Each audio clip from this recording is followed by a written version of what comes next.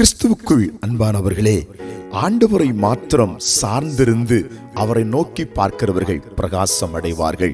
சங்கீதம் 62:10.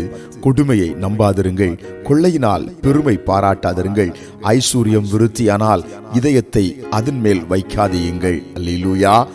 ஆண்டவருடைய அரும்பெரும் செயல்களை நாம் எண்ணி பார்க்கும்போது அன்புக்குரியவர்களே, ஆச்சரியமா இருக்கிறது. இந்த அநேகர் கொடுமைகளை நம்புகிறார்கள், பிறரை சுரண்டி வாழ்ந்து அதில் பெருமை கொள்ளுகிறார்கள், ஐஸ்வர்யத்தின் மேல இதயத்தை வைத்து தங்களையே கெடுத்துக் கொள்கிறார்கள். ஆனால் அதை கர்த்தர் விரும்பவில்லை.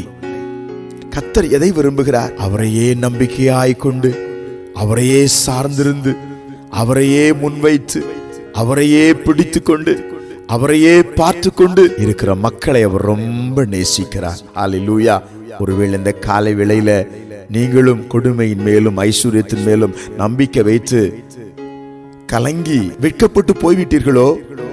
போகட்டும், போனது போகட்டும். இனிமேல் சர்வ வல்லவர் மேல் நம்பிக்கை வைத்து பாருங்க, ஒரு வசனத்தின் மேல் நம்பிக்கை வைத்து பாருங்க, ஒரு வாக்குத்தத்தத்தை பிடித்து பாருங்கள்.